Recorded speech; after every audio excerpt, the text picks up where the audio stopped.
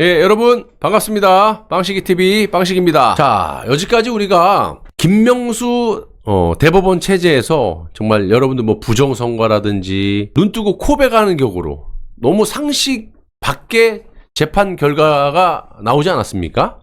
그 이유는 대한민국의 이 사법체계 삼권 분립이라는 것을 무성하게 만드는 문재인이 박 대통령 탄핵시키고 숟가락을 딱 얹어서 대통령이 딱 되더만 행정부의 수장을 지가 딱 갖고 있고 또 사법부의 수장을 지 낙하산 코드 임명으로 김명수를 꼽아놓고 견제도 못하게 벌써 여기서 삼권 분립이 무너져 버렸죠. 견제 세력이 하나가 무너져 버렸어. 그 다음에 하나 남은 게 국회인데 국회도 병립형에서 준연동형으로 정의당 심상정 꽂아갖고 니네 의석 줄 테니까 하자. 그래갖고 완전히 패스트트랙으로 날치기로 법을 통과해갖고 지금의 연동형제를 만든 거 아니에요?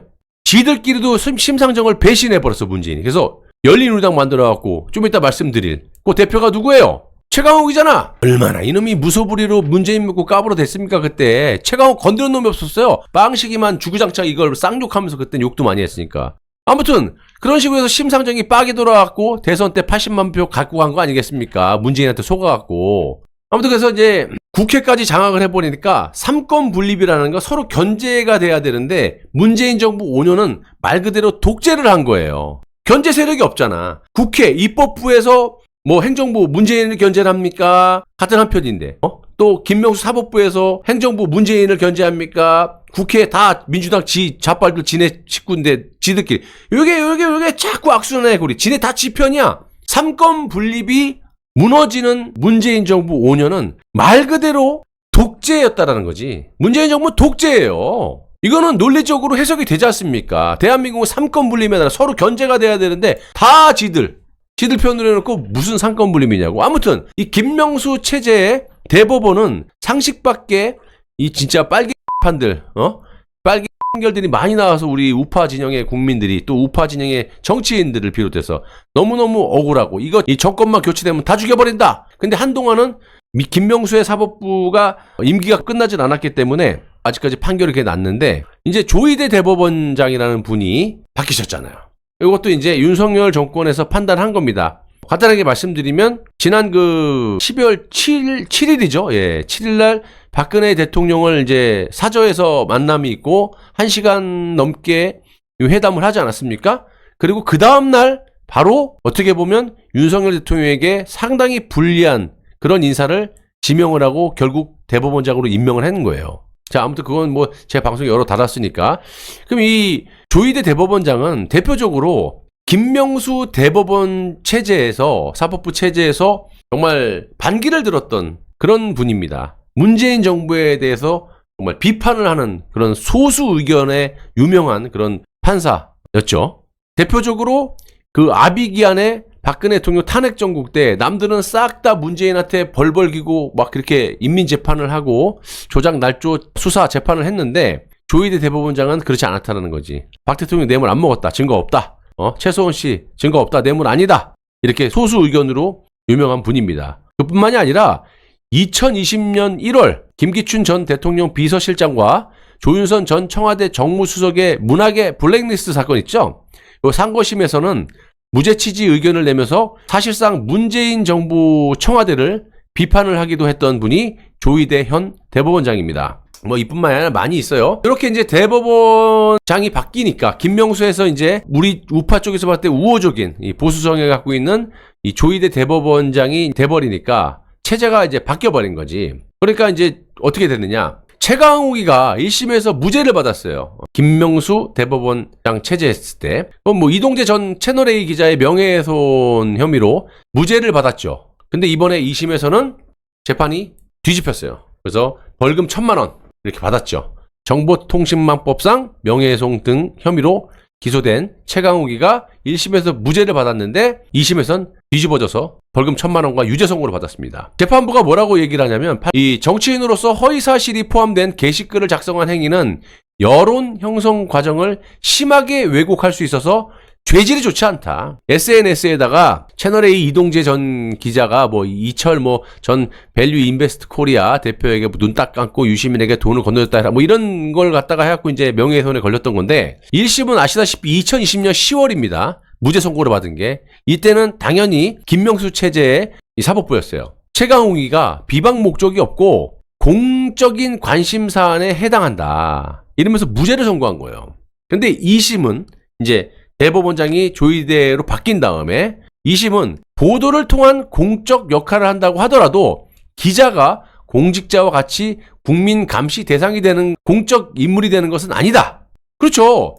아무리 이 기레기들이 많아도 언론과 기자들은 탄압을 하면 안 돼요. 무서워서 진실을 국민에게 보도나 팩트를 전달하지 못하는 거지.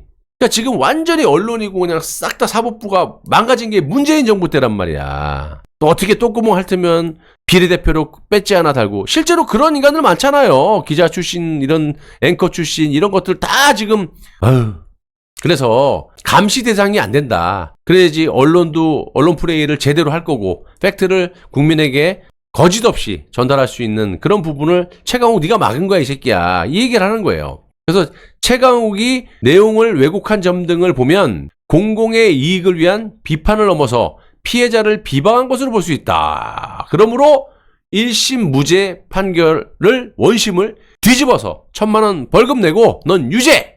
이렇게 받은 겁니다. 뭐 대법원의 판결은 어차피 2심 판결을 기반으로 이제 하는 거기 때문에 뭐 이놈은 아마 지금 그 2심에서 유죄 선고된 게 확정이 될 것 같아요. 그에 반면에 뭐 정진석 의원을 뭐 제가 좋아하진 않습니다. 왜냐면 탄핵 때 원내대표였고 이 당시 특검법을 만들 때 자기는 싹 뒤로 빼고 민주당이나 국민의당 박지원 원내대표 얘네들한테 레드카펫에서 니들이 알아서 니네들이 원하는 뭐 검사들 막 등용시키고 어쨌든 박 대통령 탄핵시킨 니 맘대로 해. 이랬던 사람이 정진석이에요. 근데 아무튼 그걸 떠나서 정진석은 SNS에다가 노무현 마누라 권양숙이와 아들이 박연차 씨로부터 이 수백만 불의 금품을 받은 혐의, 뇌물로 받은 혐의 등으로 검찰 조사를 받은 뒤에 뭐 부부싸움 끝에 권양숙은 가출을 하고 그날 밤에 혼자 남은 노무현이 스스로 목숨을 끊은 사건, 뭐 이런 식으로 한 거예요. 뭐 명예훼손 이렇게 하고 이제 실형을 받았어요. 근데 당시 6개월 실형을 선고한 인간이 누구냐면 이름이 박병권. 박병권이가 정진석에 대해서 6개월 실형을 때려버린 거예요. 박병권이라는 인간의 이력을 보면요, 와 장난 아니에요. 이런 인간이 판사로 있어야 됩니까? 노무현의 열렬한 지지자죠. 그러니까 이 박병권이라는 판사가 노 전 대통령이 만든 열린우리당 전신의 지지자 이렇게 밝히기도 했고, 그러니까 노무현을 살짝 비판한 것을 갖다 사자 명예훼손으로 6개월 실형을 때려버린 거예요. 지수 틀린다고. 자, 서울중앙지법 형사 5단독 박병권 판사는 자신의 블로그에 어떤 글을 썼냐. 2001년 매원 중학교를 마치고, 이거 지가 쓴 거예요. 영덕고등학교 입학, 영통지역의 좌경화를 선동하고 2학년 때는 같은 반 학생들을 레드 바이러스에 감염시키라는 지하당의 명을 받아 학급의 선동대장으로 선출됐다. 이러면서 자신을 소개한 거예요. 이런 놈이 지금 노무현 비판한 정진석을 6개월 실형을 때려버린 거예요. 박병권 판사가 본인의 블로그에 자신을 지하당의 명령을 받아 좌경화를 선동하고 있다며 본인을 소개하기도 했고, 본인은 민주노동당 간첩 혐의로 해체된 통진당의 전신이죠. 거기에 당원이라고 밝혔어요. 이런 놈이 지금 판사하고 있는 거예요. 당시 이 박병권 판사라는 놈이 수업보다는 주식 투자와 테니스에 훨씬 더 몰두하던 담임교사의 퇴진운동에 앞장섰고, 좌파 언론 매체인 진보누리의 기자로 활동한 뒤 좌파의 영역 확대가 너무나도 절실하다고 판단, 한겨레, 왜냐면에 기고해 좌파의 존재를 알렸다고 밝혔습니다. 지가 밝힌 거예요. 그러니까 원래 판사가 아니고 언론 매체 진보누리의 기자로 활동하다가 지가 느낀 거야. 이거 좌파의 영역 확대가 너무나도 절실하다. 그러니까 자기가 통진당의 당원으로서 빨갱이 확대를 시켜야겠다. 그래서 그때부터 사법고시를 중부했던 거지. 그래서 이놈이 우리 사회에 가장 큰 영향력을 행사하는 집단인 법조계의 적화를 꾀하라는 지하당의 명령을 받아서, 그렇죠, 내가 이렇게 기자활동만 하면 안 되겠어. 사법부에 법조계의 적화를 꾀하라는 지하당의 지령을 받고 한양대학교 법과대학에 침투를 해서 예비 법조인들의 좌경화를 선동하고 있다라고 했습니다.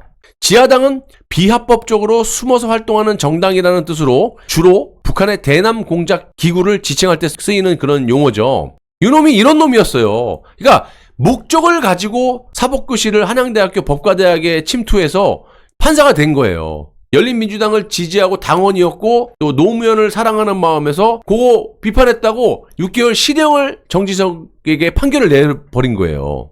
마지막으로 이거 보세요. 박 판사는 또 다른 글에서 자신을 민주노동당, 통진당 전신이죠. 당원이라고 밝히기도 했고 2004년 2월 17일에는 나는 무엇인가 라는 제목의 글에서 민주노동당에서는 나를 영통지역 최연소 당원이라고 부른다 라면서 예컨대 나는 한양대학교 법과 대학생이 되는 것을 스스로 선택했으며 월 10,000원의 당비를 내는 통진당 전신 민주노동당의 당원이 되는 것도 내가 스스로 선택한 일이다.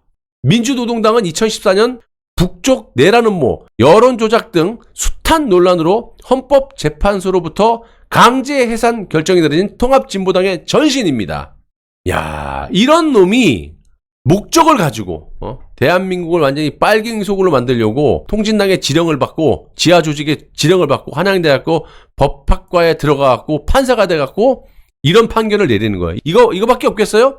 그러니까 본인 그 좌파들을 좀 비판하고 노무현 비판했다고 6개월 실형을 때려버린 거지, 정진석을. 그 실형 때린 판사의 이 충격적인 이력이 지금 제가 간단하게 소개시켜드린 박병곤이라는 이 미친 정신나간 빨갱이 판사입니다.